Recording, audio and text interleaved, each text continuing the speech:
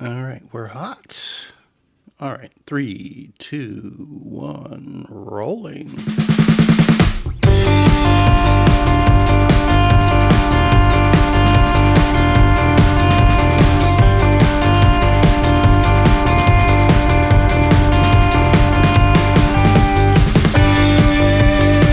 Hello, everyone. Welcome again to Shiftless, the podcast that's only about bicycling, cycling, riding bicycles, two wheels, and we are once again rolling solo. We were hoping to, hi, today I'm your host, Kevin Lee, flying solo without Bradford Green or DJ Caleb. No applause. He's not here. Things got kind of messed up this week. We were hoping to get an early show recorded prior to the boys taking off for Emporia and Unbound. And that did not come about. We had some crazy weather blow through. Both Brad and Caleb were up against debris around their houses. I know Caleb had a tree down. I think Brad may have as well. Not exactly certain. Caleb did make his way to Emporia. Looking forward to hearing from him on how that adventure went. There's definitely some adventures involved. I know that. I don't know much. I know he withdrew, and I know there were IV fluids involved. Outside of that, I know nothing. I offered a hand. He didn't say he needed any assistance, so I'm hoping everything's okay. Hopefully we'll hear more about that soon. Brad, hope to hear from you soon as well. Not sure what all's going on there. It's a crazy week. We're flying solo this time, but we've got a plan. And hopefully this works for most of y'all. We've had to do this in the past one other time. Ended up doing a basics of bikepacking solo episode, which was kind of intended as a filler only at the time, just to keep the schedule rolling. And gosh be darned, that's one of our most popular episodes for some reason. It's not one of those that took off and went crazy, but it's one of those that every day people are listening to it, and it's slowly making its way towards the top of the charts. I don't think it really has to do with me per se, so don't take it as I'm trying to toot my own horn there. I think the information around basic bikepacking stuff goes a long way and hits home for a lot of people. And that might be one of those episodes that maybe just gets shared a little bit for informational purposes. So going to kind of do the same thing this time around. This won't be chuckleheads around the picnic table sort of thing. Interrupted by Brad's dogs, maybe interrupted by my dogs. They get concerned after a while of me speaking to myself in the computer at the house, but right now they're doing okay. So we'll keep it going. But this episode is going to be getting started with gravel and unpaved adventure riding. Open parentheses, the basics, close parentheses. That's the concept. Basically, we're going to hit the top 10 things that, in my opinion anyway, coming from my background as a promoter, doing gravel riding myself for well over 20 years and things like that. People that are new to the unpaved side of cycling, maybe some things for them to think about and work on and help build their skill set, their comfort levels, their experience. The big takeaway on this, though, is everyone's different. Not everyone's coming from a different place, okay? These are some general guidelines that everyone can use to dial in for their own needs, but don't turn yourself upside down to try to make some of these suggestions fit for you if they don't. The main takeaway is more saddle time, more saddle time, more saddle time. If I give you some ideas to think about the next time you get your wheels off-road or off the pavement, that's the general idea we're shooting for here. So we're going to cover these topics a little bit, one at a time. Going to kind of look at it, each topic from a few different perspectives. Maybe experienced riders that are new to gravel, let's say. Maybe they are experienced road riders, maybe they are experienced mountain bikers, but they're starting to do the gravel thing as a new thing. So we'll give some tips along those lines, but we'll also give some tips, some stories, some analogies for people that are brand new to cycling in general and just happen to be starting out from an adventure riding perspective, from a gravel riding perspective. And there's a lot of that going on since 2021, 2022.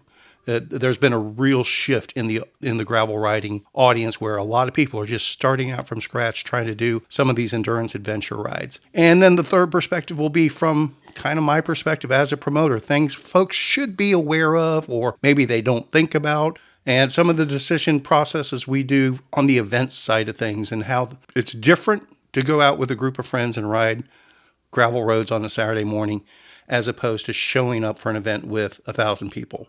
So just things for people to be cognizant of and aware of, or maybe, hey, here's why maybe an event will work differently than just going out on your own and riding gravel. They're two sides of the same coin, so to speak. The first thing we're gonna work on is for those that are new to unpaved riding in general, whether you're an experienced roadie or a brand new cyclist. What are some ways that you can get comfortable on the gravel? I mean, that's one of the biggest things I hear about. What skills can I work on? Are there YouTube videos? Where can I go in my town to work on my gravel skills?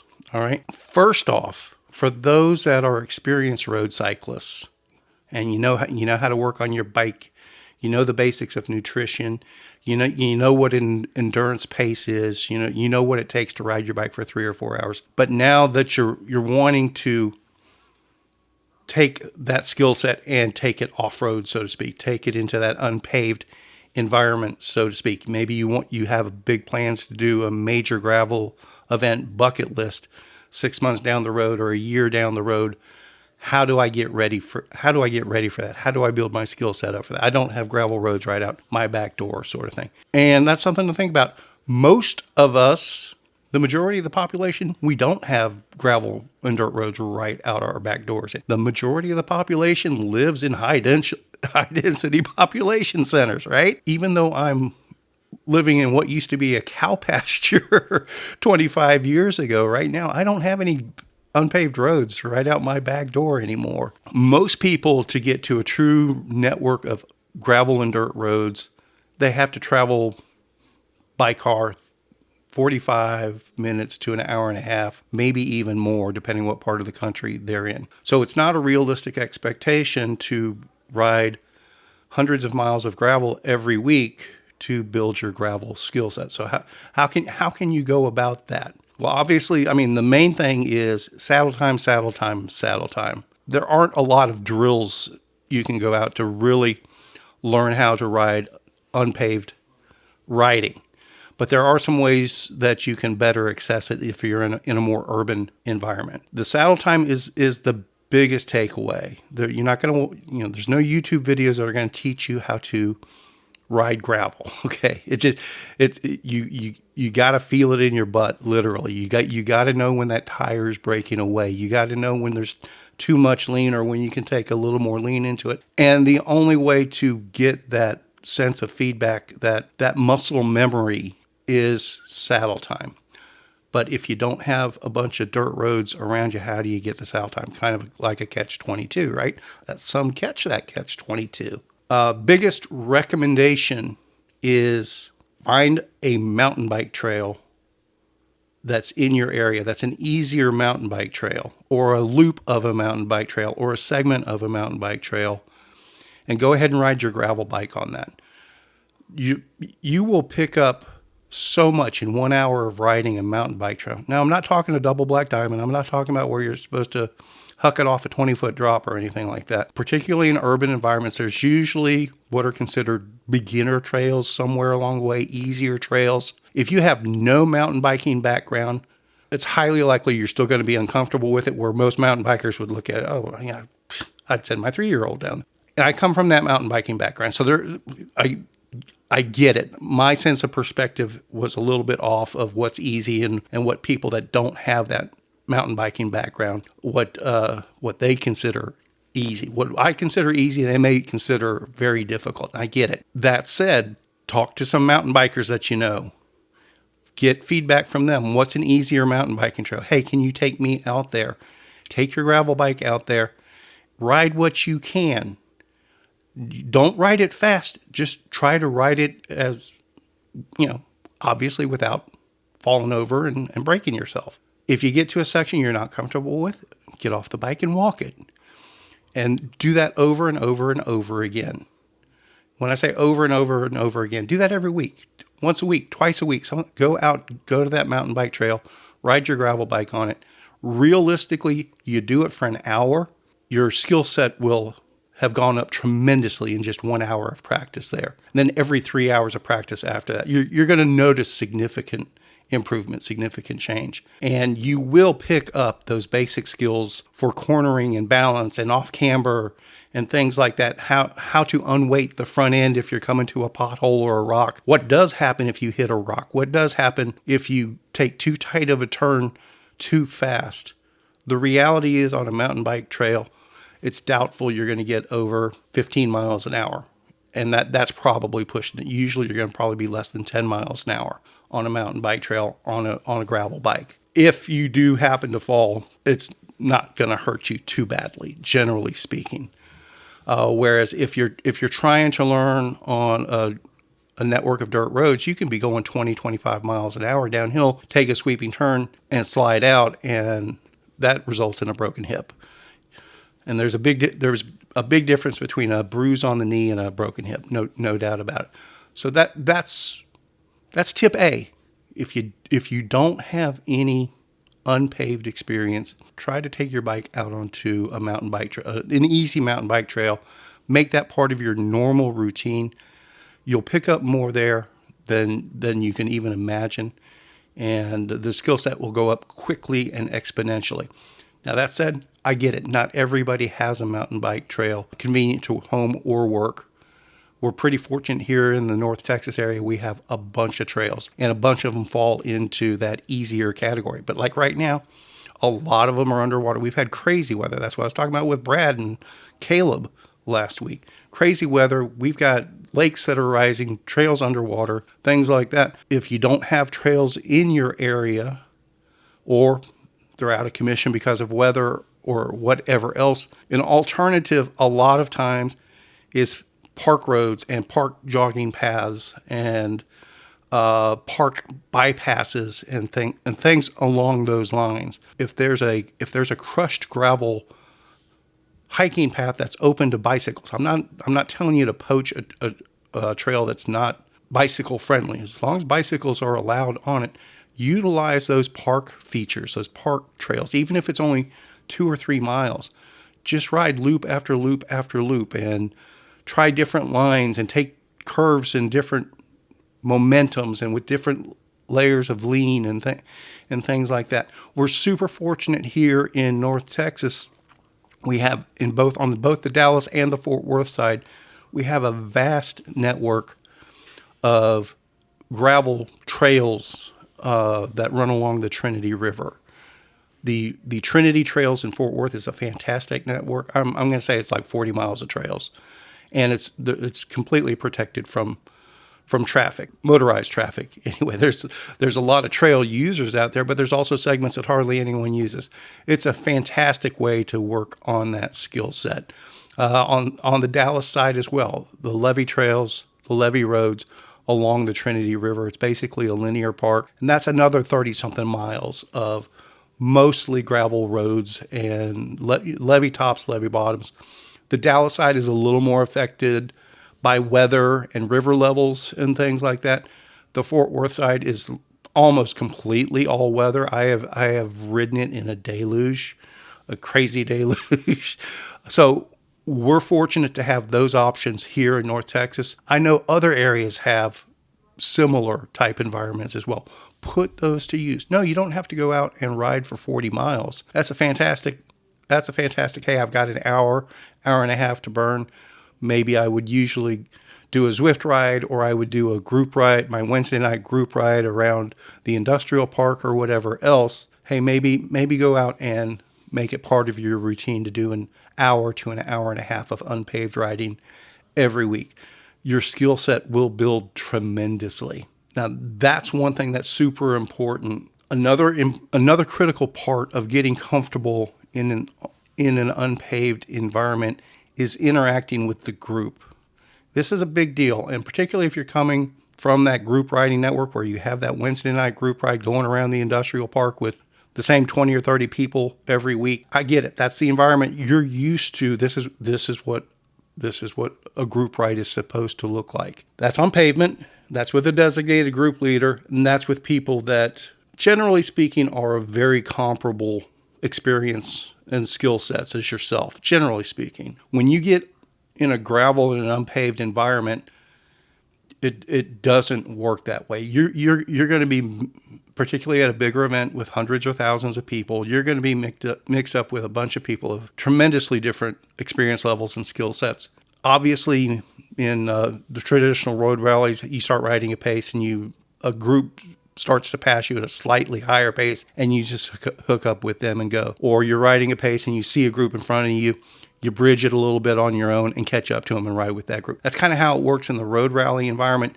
You don't want to really do that in the gravel environment, because that handlebar to handlebar riding, that wheel to wheel riding, that wheel overlap riding, which definitely happens in a gravel environment, there's much less margin for error there, and there's much more likelihood of abrupt movements from bike to bike to bike. Generally speaking, gravel riding is not pack riding.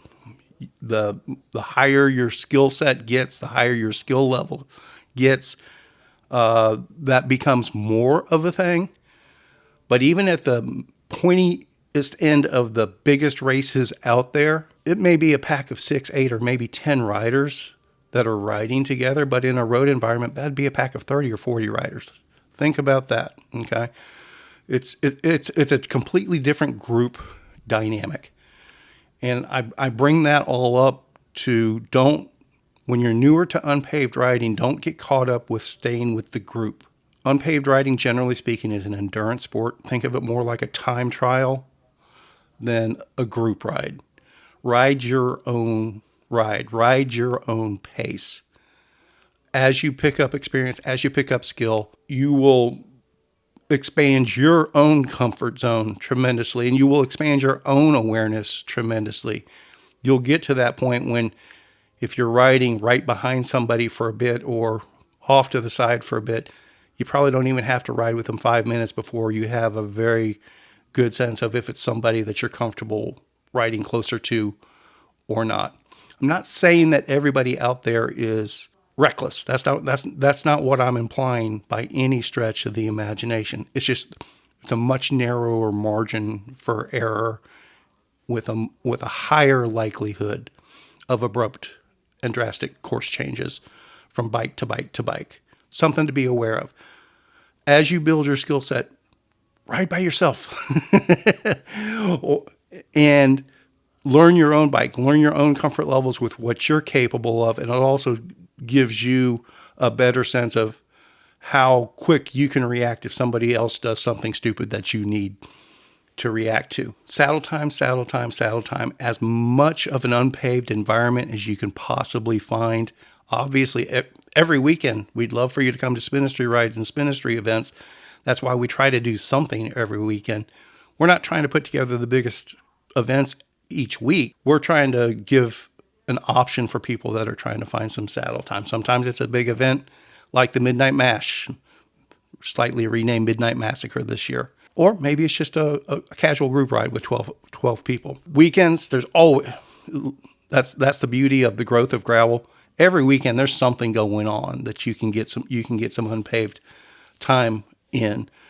During the week is a little bit tougher, but I also get it. Some people, their training only allows them to do it during the week, and you're getting ready for something that's 6 months down the road. The mountain bike trail idea, quite frankly, that's my number one suggestion to anybody that's wanting to build up their skill set. And hey, tell you what, If you have a mountain bike, there's nothing wrong with working on your skill set on a mountain bike if you're not comfortable doing it on a gravel bike, because it translates very well from mountain bike to gravel bike.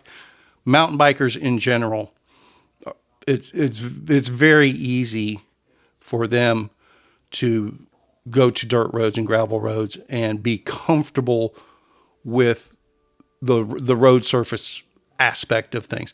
Mountain bikers have different, for lack of a better term, issues, and we'll get into that a little bit here pretty momentarily. The one thing that mountain bike trail thing, and again, this is my background coming from it. It's something I've always recommended, but it's also, I come from the mountain biking background, so I understand where my own perspective is slightly off, or has been off on this in the past. We had a really cool Spinistry ride we did out towards Salida and Buena Vista, Colorado. And I know I'm not saying Buena Vista correctly for folks out that way, but it's the Texas in me coming out there. And there was one aspect of that route. The upper part of the route went down this really cool mountainside road that used to be a rail line, and went through some tunnels. It was really neat, but eventually it got to a dead end of where a bridge used to go over this giant chasm. Well, instead of doubling back and going all the way out to Buena Vista, we wanted it to come down what was a mountain bike trail into the park, instead of just completely doubling back. And from my perspective, the trail down to the park was super easy from my perspective. I mean, it was downhill the whole way, but it wasn't drastically downhill. And there were embedded rocks in the trail here and there, but you could, from a mountain biker's perspective, they were rocks. You could huck them. You could just launch off of them if you wanted to, but they were easy enough to go around. So, most of the people that signed up for that ride were coming from the pavement background. They had a good bit of gravel experience at that point. So I didn't think it would be a big deal for them to ride. It was less than a mile, if I remember correctly, of single track to get back to the staging area at the end of the day. And so I'm hanging out waiting for everybody, and it's taking forever for them to get there. And every single one of them just cussed me as they finished that segment. And I was really taken off guard, to be honest with you. But that was a big learning experience for me. Again, if you're coming from a mountain biking background and starting to go into gravel, I think you're going to be pretty confident in road handling skills, capability that you may be coming in from. But that was one of the big eye openers for me as an organizer and event promoter, was even highly experienced road and gravel riders. Their experience in technical environments can be extremely limited. And the more time you can get building that technical ability, the more I encourage it. Yes, when I put together a route, I'm very cognizant of that now going forward. But there are a lot of gravel events that are out there. There are a lot of multi-surface events that are out there that are throwing in more and more of those types of features, quite frankly. It doesn't hurt to build that skill set. And I think riding a bike on single track is one of the best ways to accomplish that.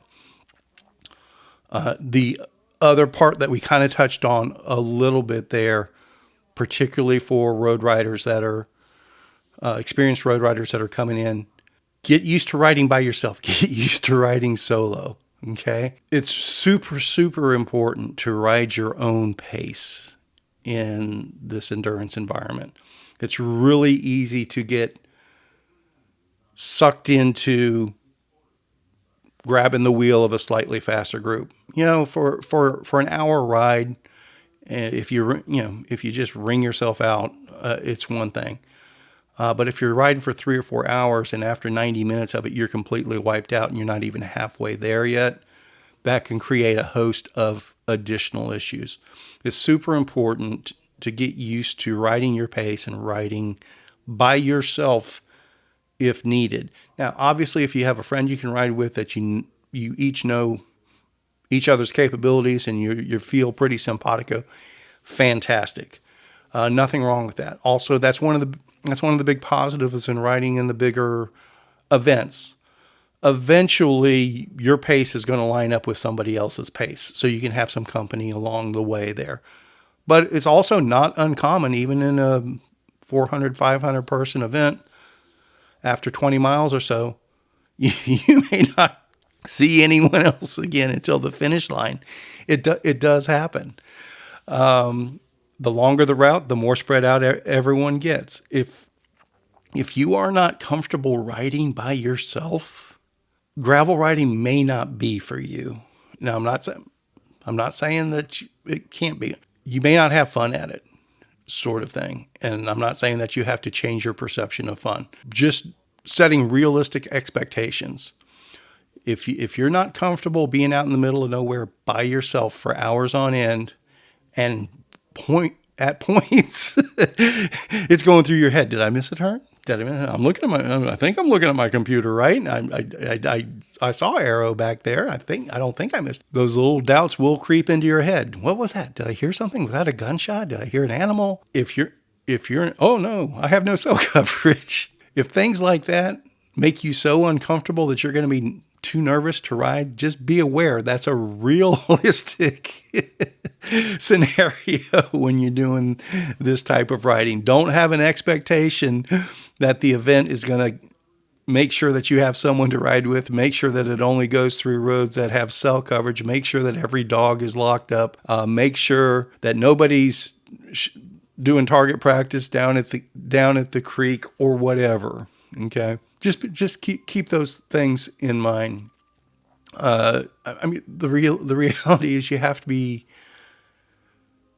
to ride within your own confidence levels and your own ability levels, and just stay within that level of capability and have a sense of what, if you're going to a ride or if you're going to an event, try to make sure it aligns with what your current comfort zones are. Now, make no mistake, the more experience you get, the more you do it, it blows up like a balloon, one breath at a time, sort of thing. Okay. As you do more things, your comfort level increases. But generally speaking, this is not a jump into the deep end sort of thing for most people. That gets too uncomfortable for most. I get it. There's some folks out there that's, let me just jump in and do it, and then I'll be okay. More power to you. That's not the way most people work. You want to build your skills and confidence and comfort levels a little bit at a time. And to do that, you have to identify where your shortcomings are along the way. So it makes more sense to do that, to start out with on a 20-mile ride sort of thing, and find out what you didn't like about it. But hey, if you do overcommit, let's say you show up for an event and you sign up for the 50-miler when maybe you probably should have done the 35-miler, sort of. It happens. It's not the end of the world by any stretch of the imagination. But if something does go sideways, for whatever reasons, if you're in a position that you're not able to continue for whatever reason, highly recommend you at least stay on the course until help of some sort arrives. Every event's going to be different, so I'm not saying, oh, if you stay on the course, the sweep vehicle is going to come get you 100%. Hey, there's a lot of these adventure rides, gravel events. There are no sweep vehicles. It's completely self-supported. But at least if you stay on the course, other riders will come along, or worst case scenario, somebody coming along to pick up water tables or arrows that's following the course to do that will come across you. Or it gives you the opportunity to, if you have to call for help, you know exactly where to send them to. sort of thing. So definitely, if something goes sideways, be sure to stay on the course, even if you're walking your bike, and even if it's a roundabout course, stay on the course. And if something goes sideways, and if you do catch a ride, if Farmer Brown comes by and picks you up, or a friend comes and picks you up, or you get an Uber by chance, it happens every once in a while. Most gravel rides are not in an Uber environment, but it could happen. Be sure to go back to the staging area, the timer, or the race promoter, event promoter, and check in and let them know that you didn't finish for whatever reasons.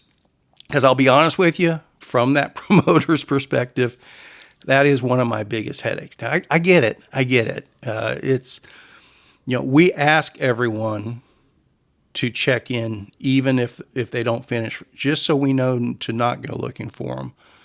Because, that's typically what we try to do.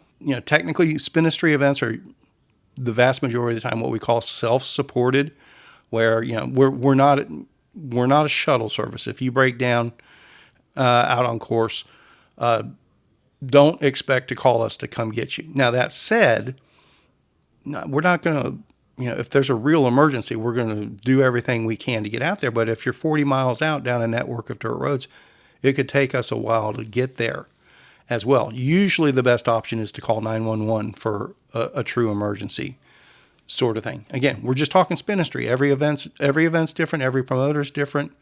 There's benefits and drawbacks to each. Be aware of that when you're signing up for an event. If you're expecting white glove service and it's a very grassroots event, maybe the stars aren't aligning there, so to speak. But the one thing we've always asked for is if somebody does DNF for whatever reason, please come in and let us know, because the way we do our events, we do check everyone in to make sure they're off the course. And invariably, every event, somebody pulls the plug for whatever reason and doesn't check in. And I'll be honest with you, that's always a source of heartburn for me, almost every event. Now, we've learned over the years how to kind of narrow that down. Is it likely that this person is still out there, or they just didn't check in? Do they have the same last name as somebody else with the number right before them or after them or whatever else? Or do I know that person, know who they typically ride with, sort of thing? Our fallback is usually, when it's viable, to count cars in the parking lot. Hey, we're showing 3 riders out there, but there's only 1 car left. It's not 100% aligned. Some people could be riding their bikes there, or it can be 3 people in the same car, that sort of thing. Usually when it's 3 people in the same car, for example, the way we do our process, they'll usually have all checked in at the same time and their numbers will be together. So it'll be 160, 161, and 162, for example. And if we show all 3 numbers out there still and 1 car in the parking lot, we go, there's probably 3 riders still out there. And what I typically do towards the end of the event is I will go backwards on the route to try to find any missing riders or count missing. We realize some people will be riding at a slightly slower pace, so it's more of a, we're just verifying our numbers at that point. But almost every single event of ours, we always have a discrepancy of somebody that didn't check in, that we didn't see doubling back. And if it gets to that point, we'll call cell phones, we will text. And if that still doesn't work, and I hate to do this, but we will do this, so be aware of it. We will contact the emergency contact and go, hey, this is Spinistry. We're putting on a bicycle event today. We're showing such and such has you as their emergency contact. I'm not saying this is an emergency, but they didn't check in. Do you know if they finished or not, if they're on their way home? Most people don't want their emergency contacts called, even if it's a soft call, because that first reaction can kick people in the gut, can kick your emergency contact in the gut. But if it goes to that next level where they haven't heard from you,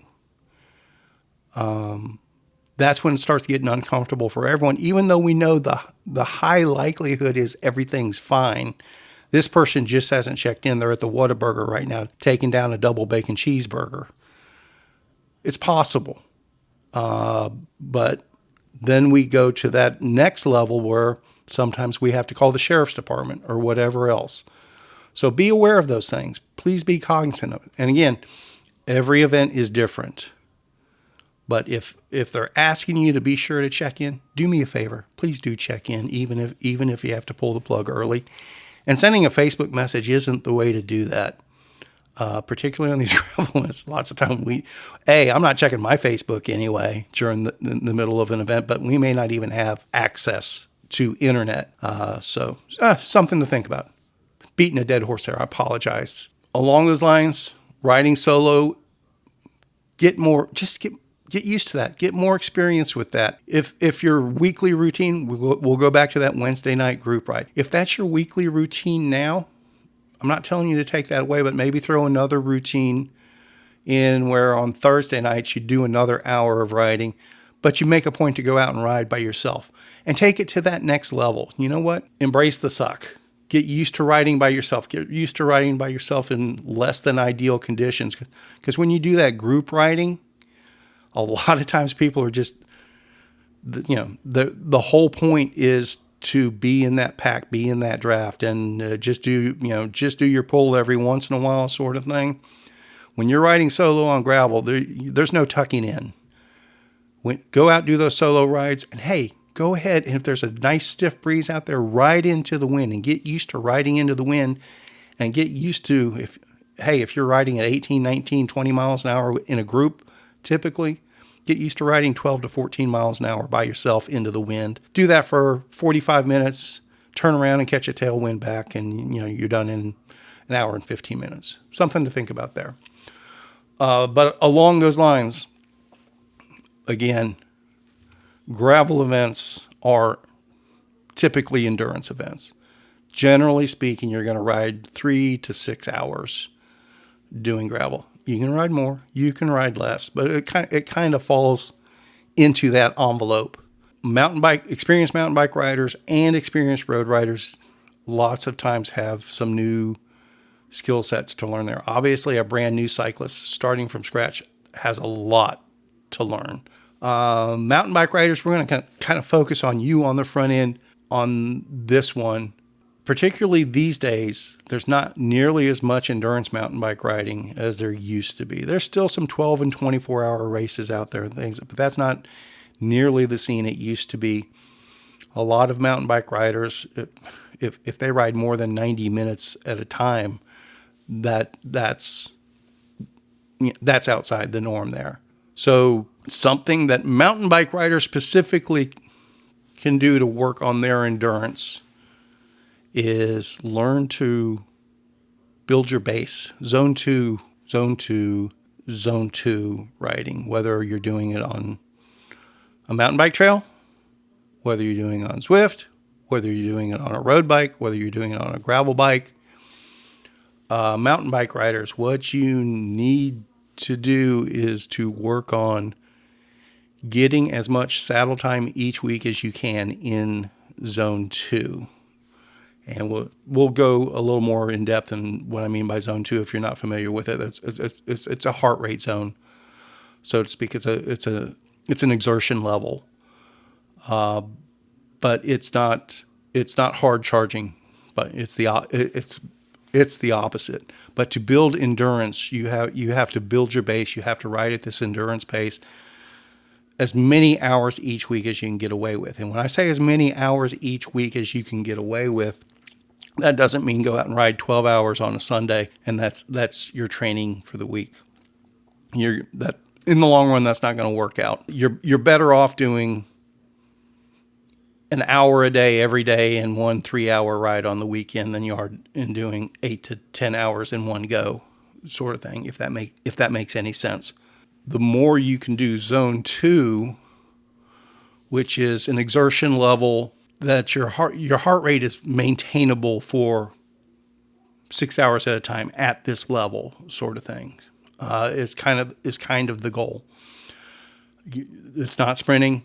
It's not standing up and climbing. It's just a nice steady pace, but a little more exertion than just la-di-da, la-di-da.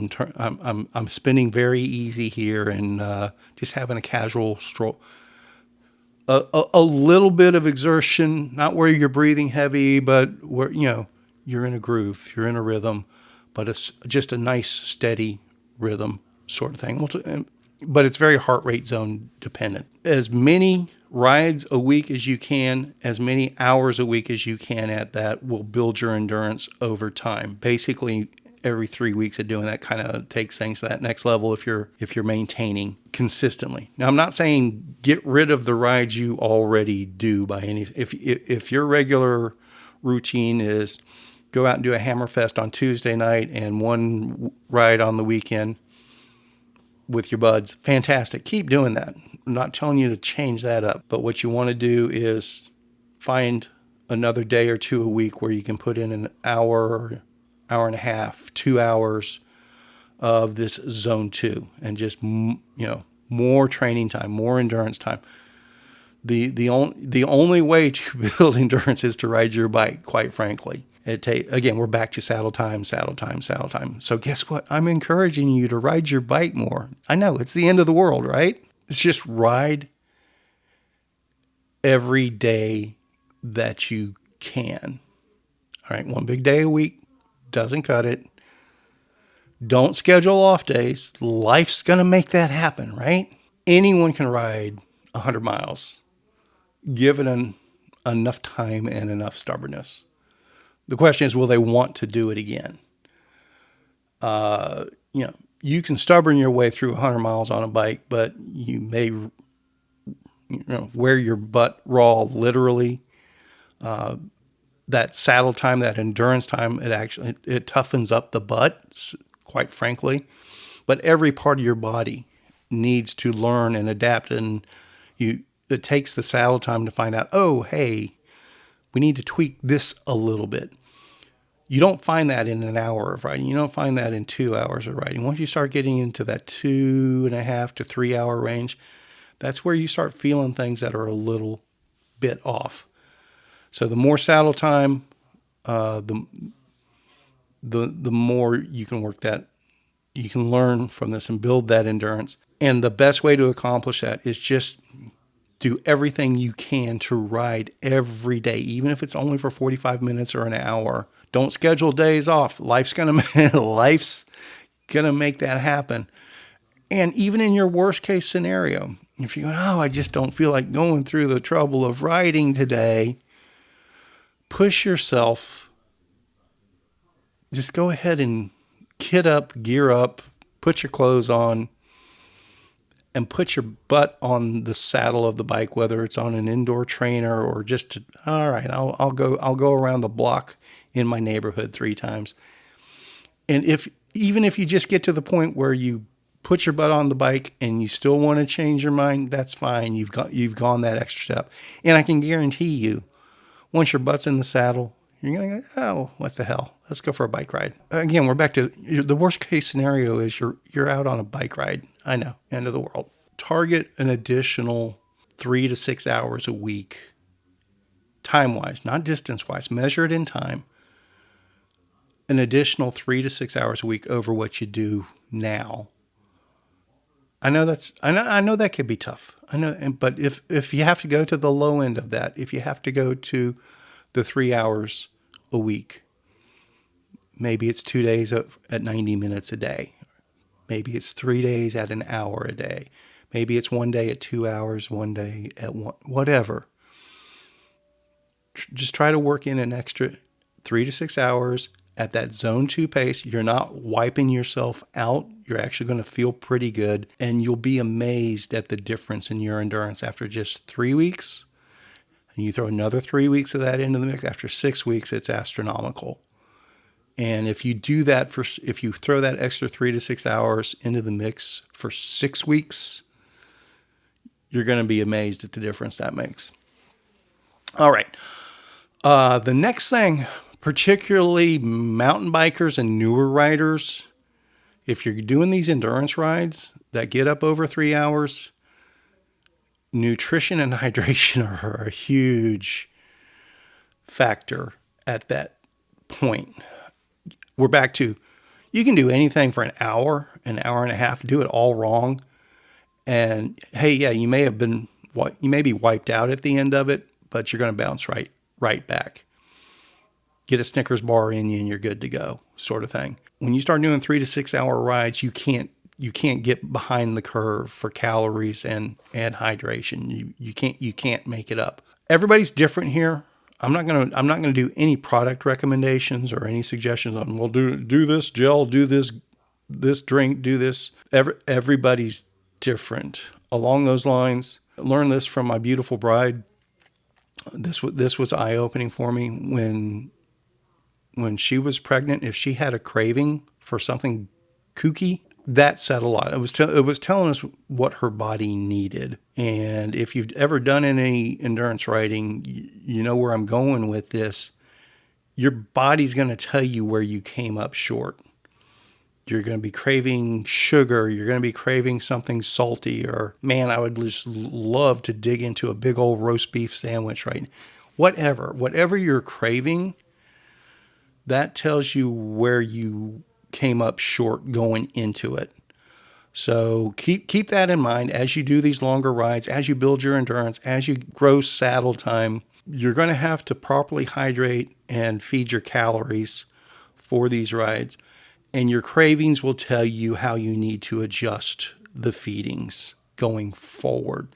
I don't want to go too deeply into this because it gets really simple for me to go, well, this is what works for me. But what works for me doesn't work for anyone else, sort of thing. But the basics of it are, let your body tell you what you need and find ways to accomplish that going forward.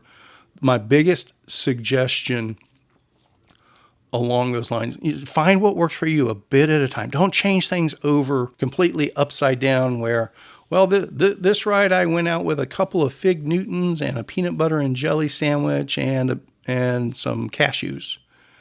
And that was close, but something was a little bit off. I could have used a little bit more sweet in the mix. And then, well, tell you what, I'm gonna do a whole liquid diet from now and just fill my water bottles with every calorie. Don't turn up the routine upside down like that. Adjust a little bit at a time. Find out where your shortcomings are, and there's always going to be shortcomings. And if you want to start leaning towards liquid only, just start incorporating more of that a little bit at a time. We're back to ride your pace. You know, if you should be able to at zone 2, if you're properly hydrating, properly feeding yourself calories along the way, you shouldn't be wiped out at the end of the ride. You should feel like, oh, I could have done more. Oh, my butt's a little tired. My neck's a little tired, but I could have done more, sort of thing. That's where you want to be. You don't want to be wrung out at the end of the ride. If you are feeling that way, look at adding a few more calories each hour, in whatever fashion works for you. Don't dial back the saddle time if you feel, oh, hey, I'm too tired. I'm wiped out. I overdid it that time. If you're maintaining your hours each week, you can build on those hours over time, and it just expands 1 hour at a time, and you just do those calorie and hydration blocks to line up with that. If I'm doing another hour, I need another 150 calories or another 200 calories, whatever it is, sort of thing. I need one more bottle of water for the week, sort of thing. Find what works for you and just adjust to it a piece at a time. Along those lines, highly recommend, even when you're doing organized events, try very, very hard to carry everything you need to complete your full distance with you. I know the longer the distance gets, the more complicated that gets. I get that. Worst case scenario, carry everything you need except all the water. Carry enough water for 3 hours at least, and know where water refill is. Don't count on that water table being there. Don't count on aid stations being there. Things can happen. I mean, we have numerous stories of, well, let's hit some of those. Tell it like it is here. Even the most experienced promoters and events can run into issues that are unexpected and have every intention in the world to have a fully manned aid station for you that's not there for various reasons. I'll go over a hit list of some of the reasons that some of our water tables and aid stations have not been available to riders. Number one on the list is they get stolen. It does happen. We've had it happen numerous times where water jugs, tables, and everything were just outright stolen. Does it happen every event? Not by any stretch of the imagination. But it's probably happened close to a half a dozen times to us over the years. And sure, it's really easy to say, hey, well, the solution to that is to have a manned aid station. That would be a solution. The way we do our stuff, it's not a realistic expectation for us. I'm not saying we shouldn't do that. And I'm not saying there's definitely other events that have manned aid stations, and that will keep that from happening. But the reality is that's another level of complexity and expense that, at least the way we do our stuff, it's not likely to happen. We like to provide manned aid stations, and it does happen occasionally. Big shout out to Bearded Women for helping us out at Texas Chainring Massacre. That was a big deal. Thank you guys for that.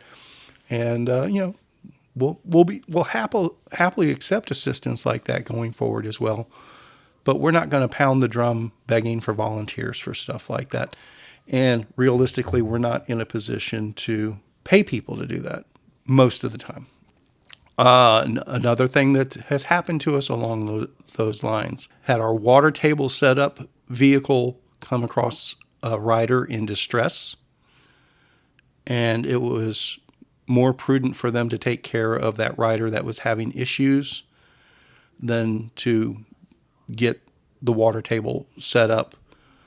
We still got the water table set up, but the timing of it was that the fastest riders, it was not set up in front of them.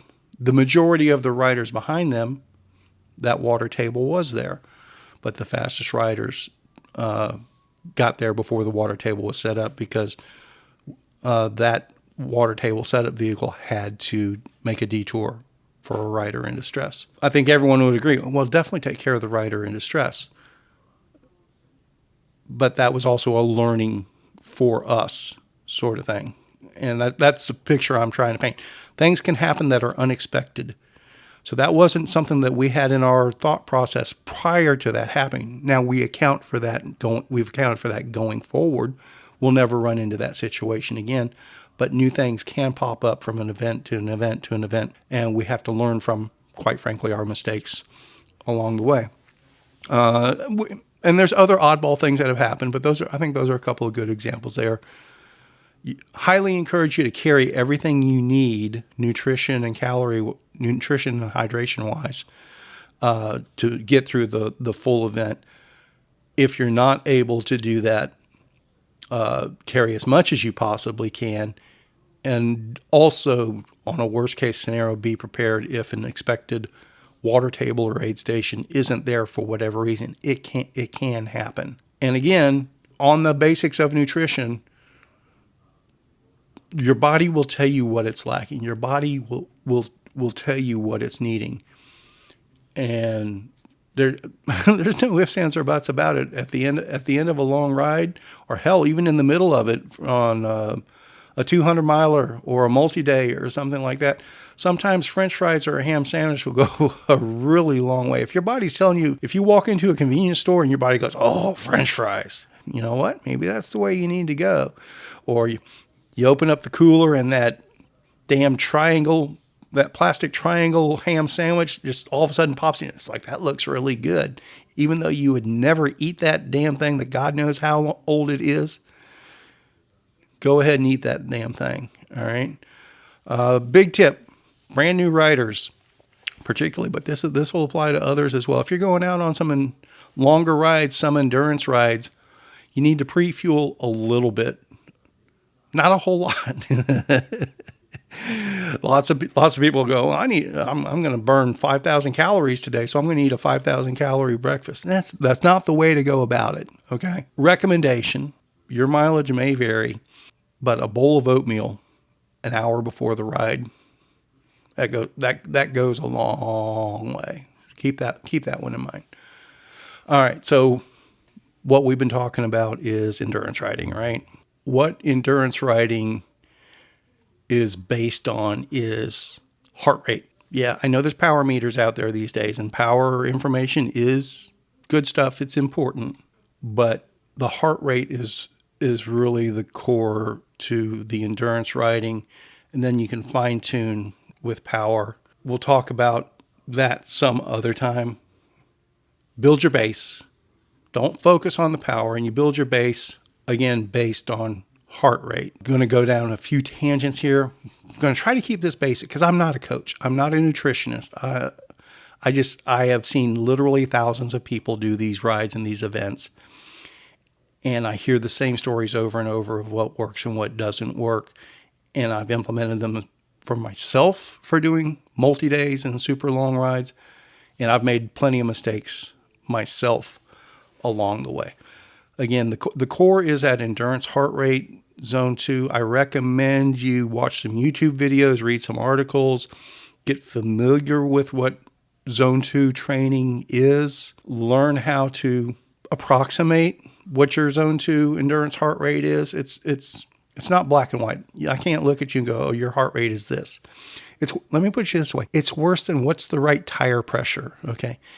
If anybody just asks, what tire pressure should I run, and you don't know what size tire they have, how much weight they are, what sort of surface they're riding on, it's a pointless question. Well, what's your endurance heart rate? It has nothing to do with what my endurance heart rate is the way to categorize that. Again, the simplistic way is it's the heart rate that you can ride almost all day on. If you're riding, let's say for 6 weeks you've been riding 10 hours a week. After 6 weeks of riding 10 hours a week, realistically, you should be able to pull off a 10-hour day continuous. And if your target heart rate, if you found that you're riding at 130 beats per minute during those 10 hours of riding each week, then you should be able to ride for 130 beats per minute for 10 hours in one go. That's the super simplistic approach to it. So you build your base, you ride your zone 2, you do your 5 to 10 or more hours per week at that, and that allows you to go out and do a continuous ride at that level. Keep in mind, proper training, it doesn't make it any easier. Okay. If you're at a certain fitness level and you ride that 130 beats per minute week 1, and let's say that, your average is 14 miles an hour at that point. Well, after 6 weeks of that, you're still going to be riding 10 hours at 130 beats per minute, and it's still going to feel the same. It's not going to feel any easier, but what you'll see is, oh man, I'm going 15 miles an hour average now. And you just build on that time after you get more efficient, and you're doing the same effort, but accomplishing more in the same time. So that's how training works. It doesn't make it easier. You just get faster at the same effort. Ride where you're comfortable. For endurance riding, 3 to 6 hours. And the way to find that is to find your endurance heart rate. If you take things to that next level, that's where you need to get a coach involved, in my opinion. If you're riding with power, if you're training with power, but you don't have a coach in the mix, I think you're not really accomplishing anything. It takes a coach to tell you what to do with those power numbers for the vast majority of people. If you're training with power and you just completely ignore heart rate and you don't have a coach in the mix, it could be argued that you're really not training at that point. But hey, that's enough editorializing there, okay? We're back to ride your own pace. Find your own pace where you're at a comfort level where you can, quite frankly, enjoy the scenery around you. If you're laying it out there so hard that your head's down the whole way, sweat pouring down onto your top tube, and you're not enjoying the sights around you, you're going too hard for zone 2 training. Particularly when you're doing events that you're paying for. Most of these event promoters are putting some cool stuff in along the way that you really want to see and get your money's worth out of. After a while, and it doesn't take a super long time, you get to know your body. You don't have to stare at that heart rate on your computer to know where you're at. After a while, if your endurance heart rate is 130 beats a minute, you're going to know what that feels like. And you won't even need to look at the computer to verify that. You'll feel if you're a little bit high or a little bit low and adjust accordingly. But that said, it's real easy to slip out of that and get in that sense of, oh, I know how that feels. It's real easy to subconscious. If you get away from keeping track of your heart rate in real time after a week or two, definitely. Again, it's chunks of 3 weeks that this training really shifts.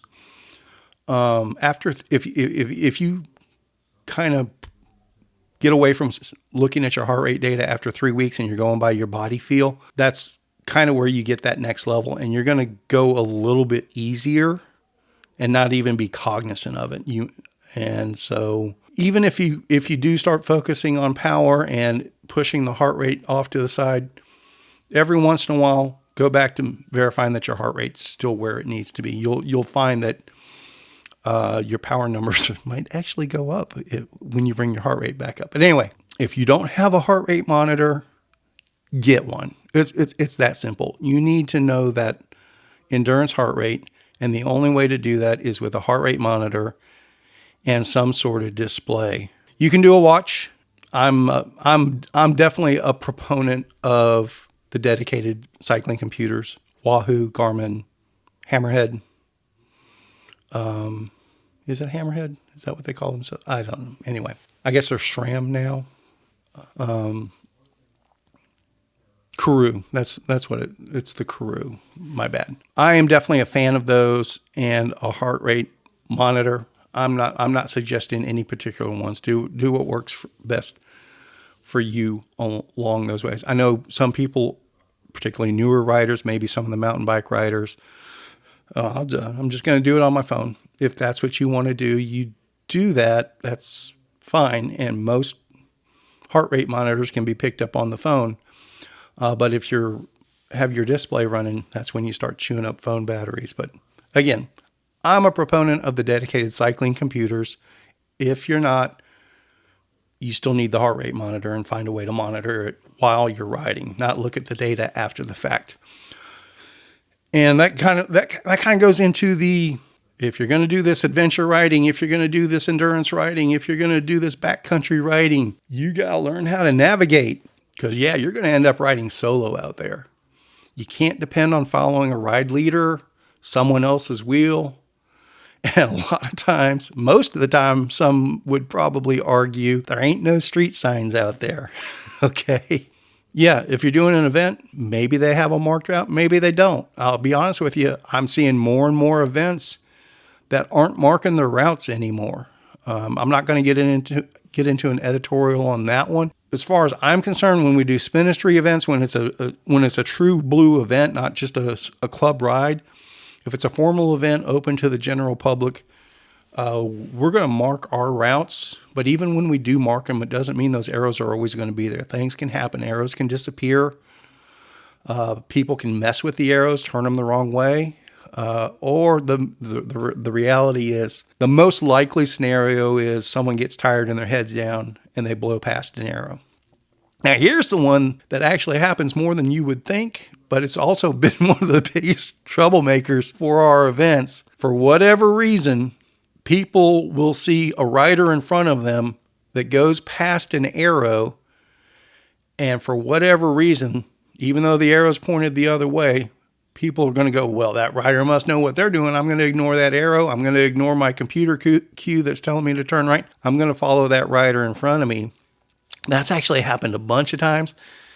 And hey, you know what? Gravel riding's popular these days. Not everybody out on those gravel roads is necessarily riding in the same event you are. They might just be out on a ride of their own. I definitely highly recommend, and this is probably one of the biggest disconnects. This is one of the things, top 3 things people don't do in preparation for a gravel event, Kevin. Yeah, we'll do this one for $1,000. Study the route ahead of time and notate for yourself potential issues. So many people show up for an event without even looking at the route or where water tables are supposed to be.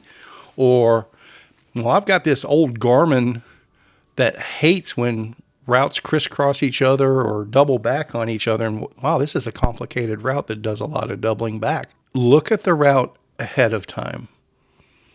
And usually the night before is the best time to do it, because things can happen where planned routes can change last minute, like the crazy weather we're having around here right now. If we'd had an event this past weekend, we'd have had to turn things upside down. I guarantee it. Study the route ahead of time. If something is like, oh, that causes me concern. It's going to be 40 miles between water tables. I'm used to there only being 25 or 30. Be aware of that. Or it looks like this is a lollipop route where we're doubling back for 5 miles on the route, but this one little section goes a little bit differently. Just be aware of those so you don't get caught off guard with, do I turn left or right here? It's kind of confusing, that sort of thing. Along those lines, I don't want to sound like I'm beating up on Garmin only here, because that's just what I've seen the most issues with over the years. But I'm starting to see it with Wahoo as well. You need to know the quirks of your own navigation device. Okay. I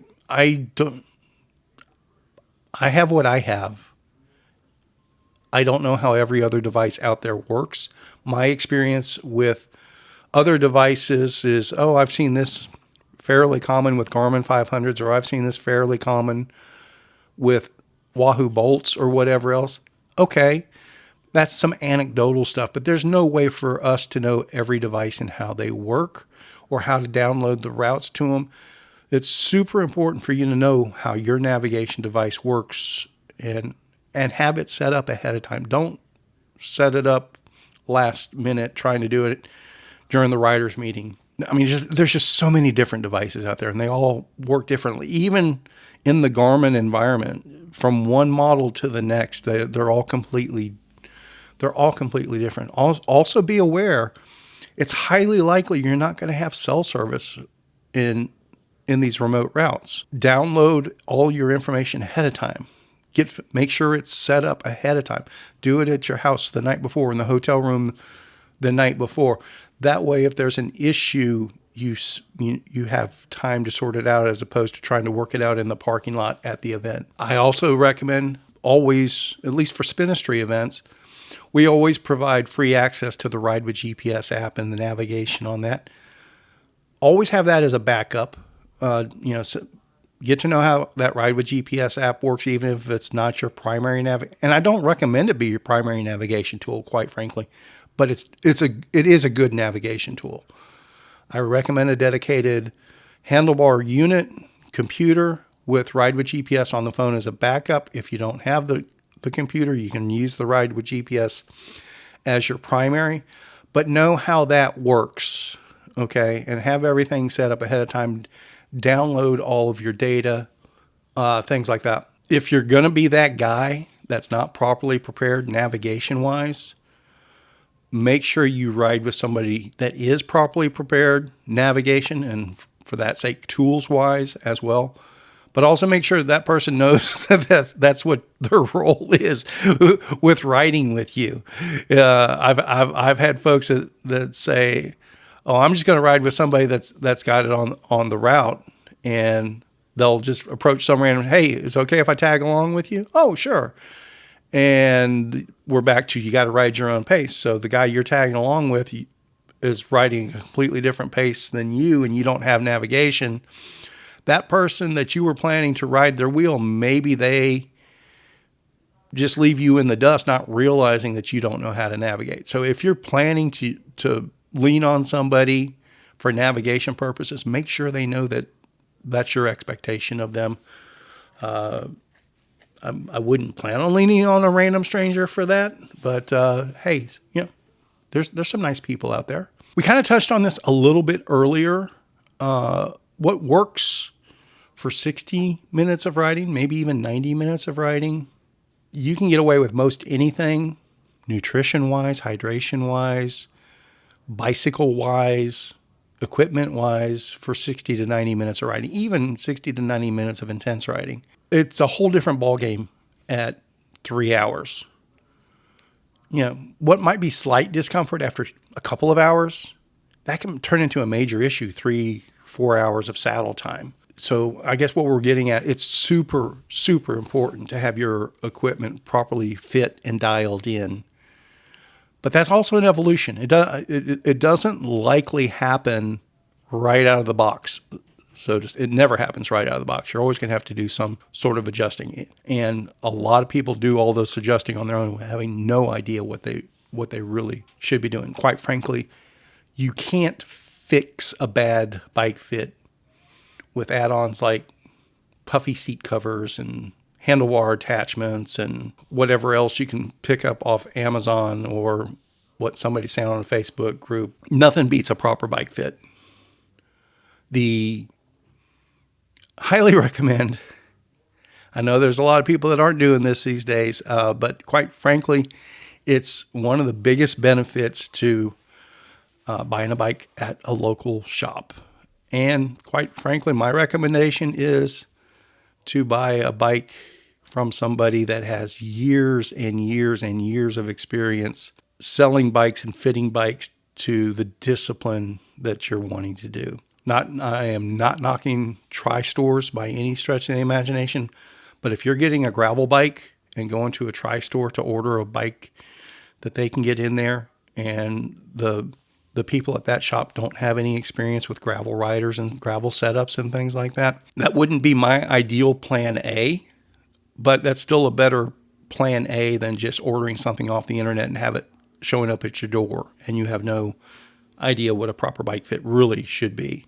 And make no mistake, standover height is a very minor factor.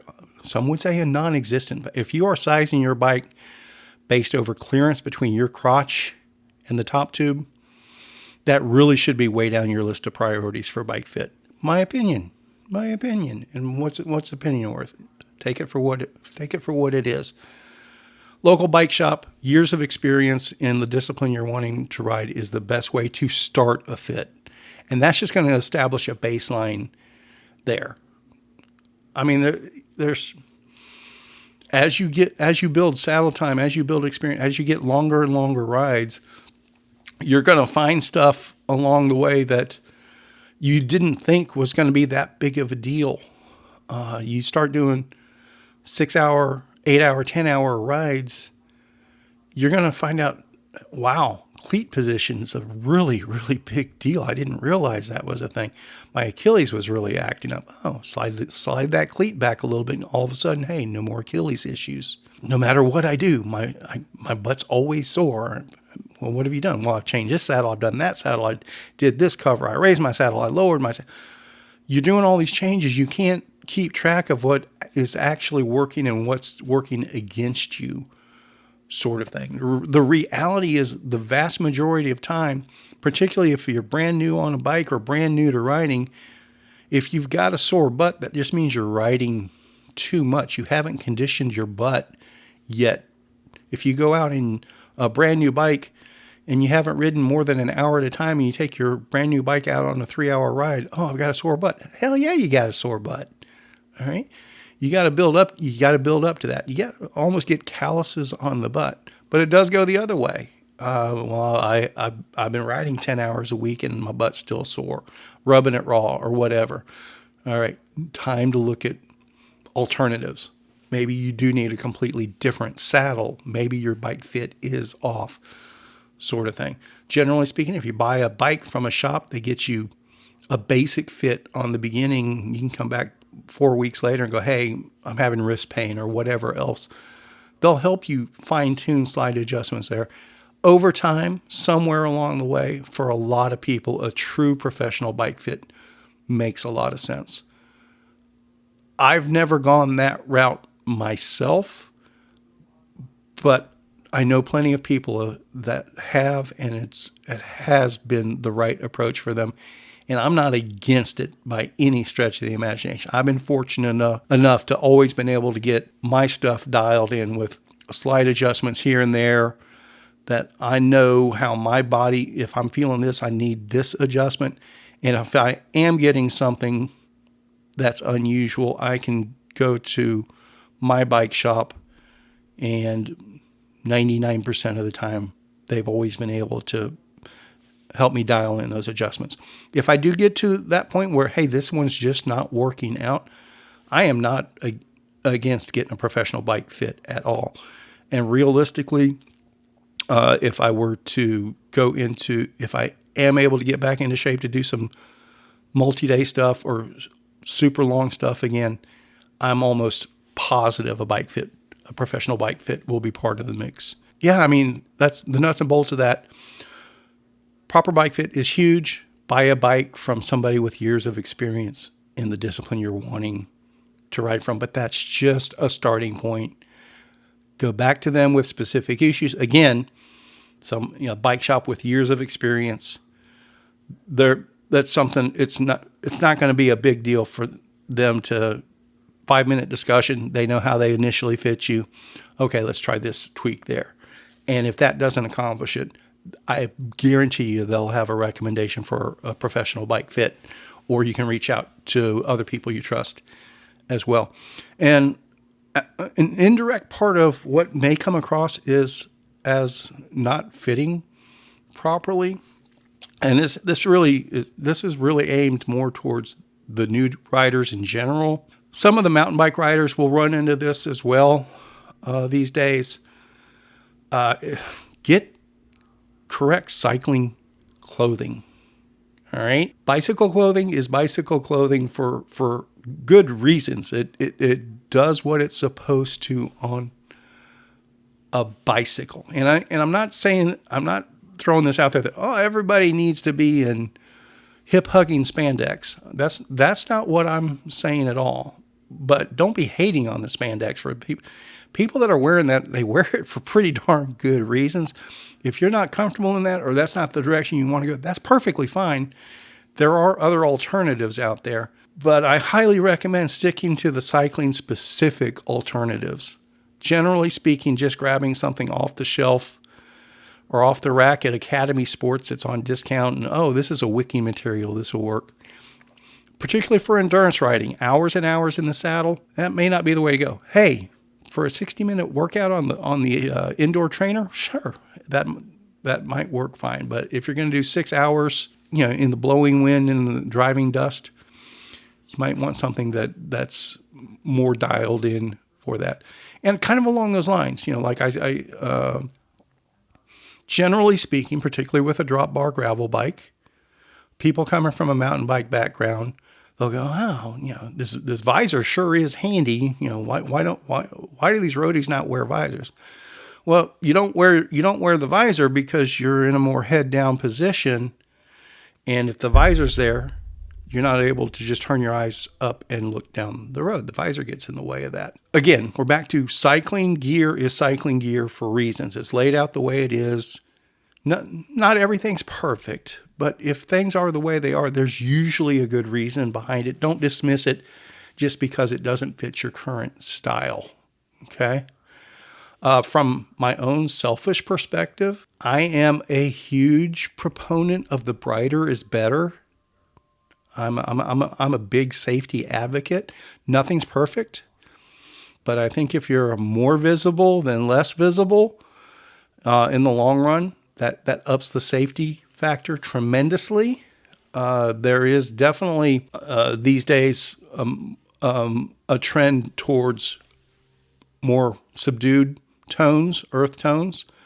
The brighter stuff's starting to come back here and there, which I'm fine with that. But Lots of people are, 5 years behind the fashion curve. So even if everything goes super bright at the front end of the fashion curve this year, it doesn't mean everyone's going to get there.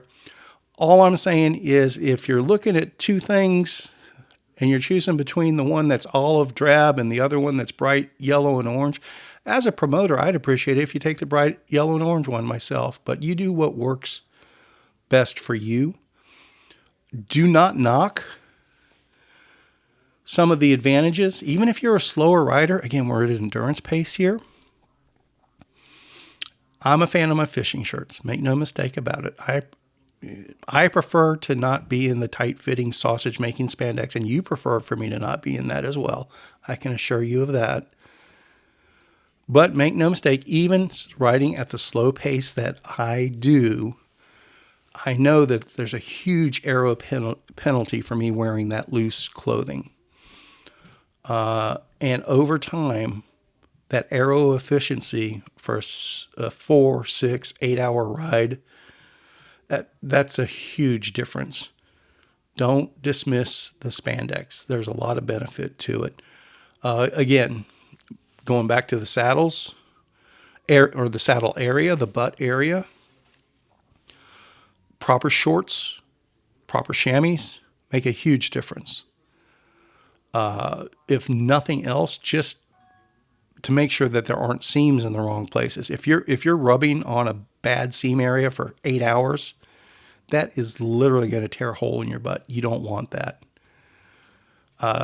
Proper wicking material that removes the sweat from your body is a huge game changer. Cotton stuff does not work for endurance riding. I'll just leave it at that. Pockets. Particularly the longer the ride is, the more pockets you may want for more stuff that's easily accessible. And those back pockets on traditional cycling jerseys are tremendously beneficial along those lines.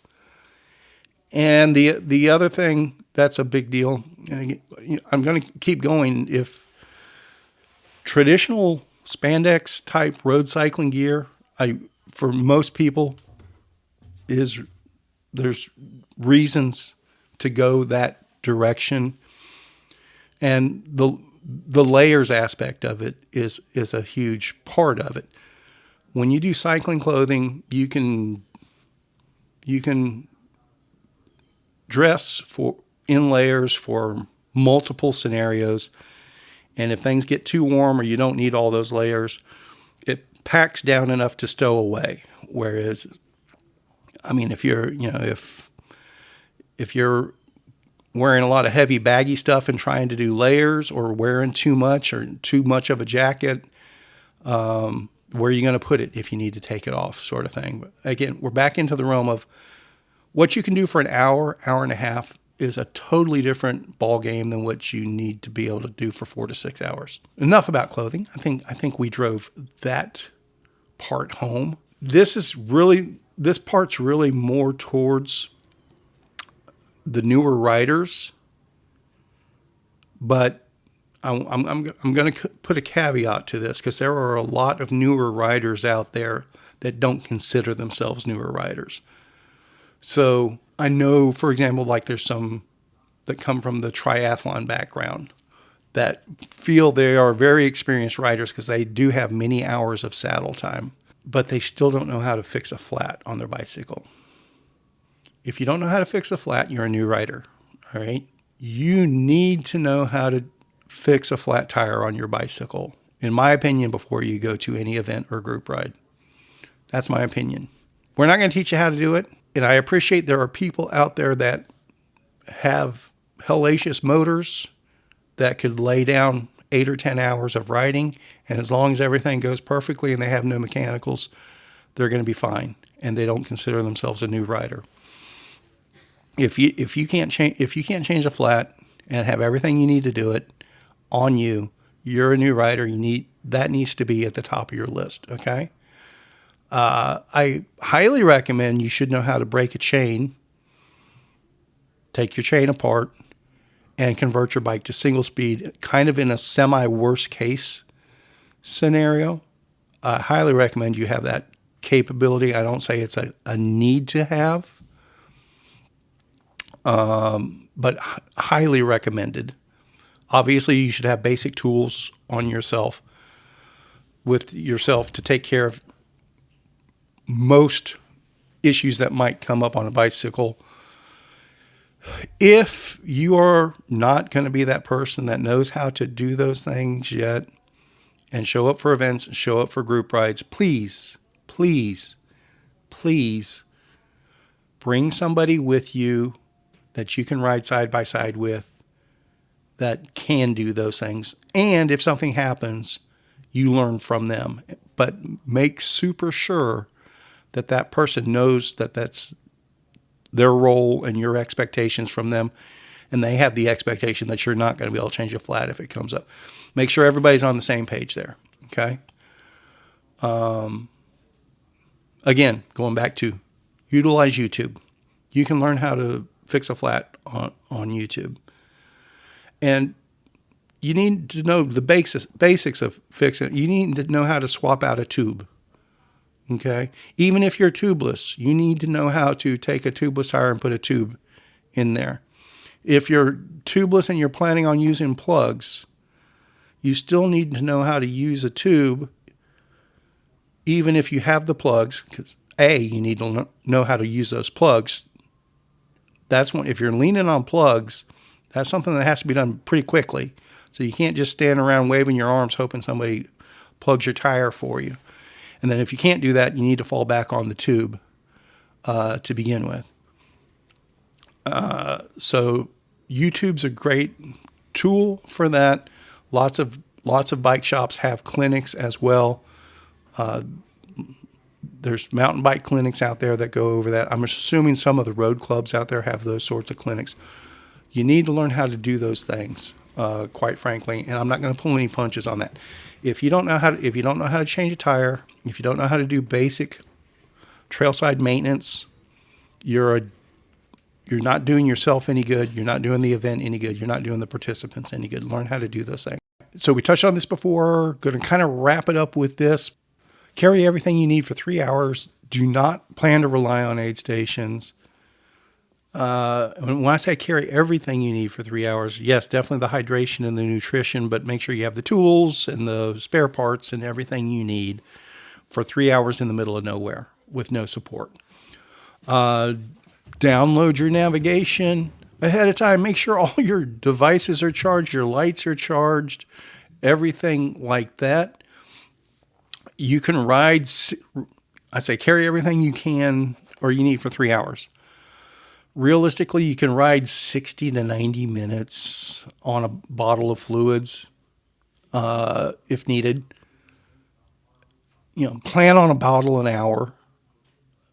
Again, we're talking zone 2. We're not talking high intensity effort here, and maybe one extra sort of thing. So if you're planning to do a 3 hour ride, take 3 bottles and maybe a fourth backup sort of thing. Nutrition-wise, a Snickers bar or Fig Newtons will get you through calorie-wise for a 3 hour ride. Have that bowl of oatmeal ahead of time. A small sleeve of Fig Newtons or a Snickers bar, and after 90 minutes, take in some calories. That'll get you through 3 hours. Okay. Or if those aren't the foods you want, find what does work for you there. Because even if an event has an aid station that's fully stocked, I'm doing air quotes here, they're beholden to their sponsors or their budgets or their own logistics or whatever else.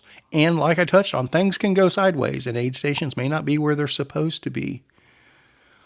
So if they're beholden to sponsors, for example, they may have only a very limited source of nutrition there that may not line up with your dietary needs for whatever reasons.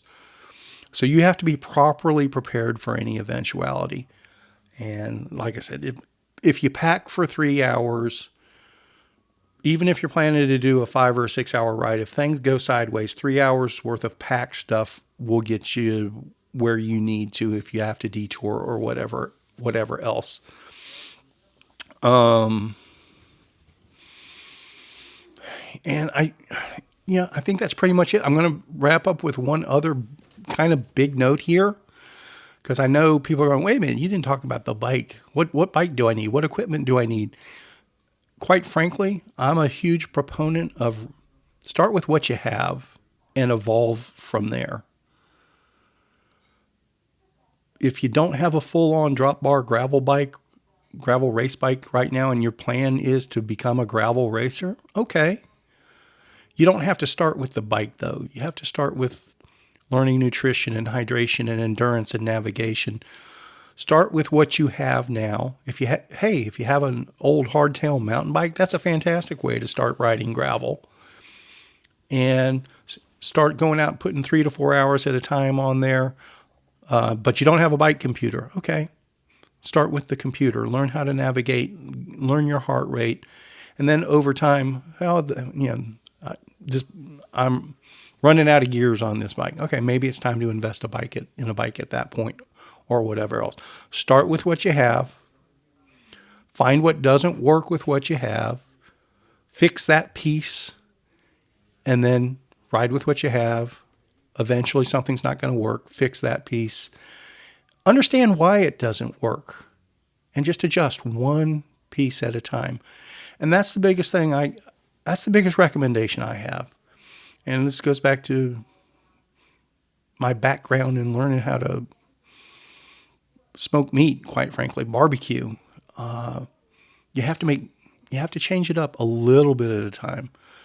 Cook a batch, get a taste.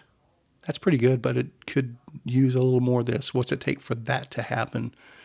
And adjust that piece and fine tune it a piece at a time. Endurance riding's the same way. It really is. Go out for a 3-hour ride. Well, that's pretty good, but my butt hurts. All right. Make an adjustment. Okay, butt's better, but now I'm feeling a little more tired than I would prefer. Or hey, maybe, man, I got way too much juice. And maybe that tells you can take it up a notch. Maybe your endurance heart rate wasn't what you thought it was. Or I'm putting out this effort, and I can see that group just in front of me there. Maybe it's time to go ahead and invest in that bike, or maybe it's time to ditch that fishing shirt and wear a cycling jersey, or whatever else. Make adjustments along the way. Go out there, have fun, learn from your mistakes. As you learn from your mistakes, help teach other people how to learn from their mistakes. Help grow the sport. And one thing I'm going to ask from everybody that's made it this far, a huge focus for our events going forward is to keep younger riders that are passionate about cycling engaged. If you know anyone 30 and under that used to ride a bike that's not riding a bike anymore for whatever reason, if they were a competitive mountain bike racer, or they went U23 road racing, and they're starting out their young adulthood and not riding a bike anymore, hit them up. Say, hey, do you ever miss the bike? If they say, hey, sometimes, invite them out on a gravel ride with you. Invite them out on a Spinistry ride. Point them to this podcast. What the heck? And then ask them to come along, and you go out there and you just go ride your bike.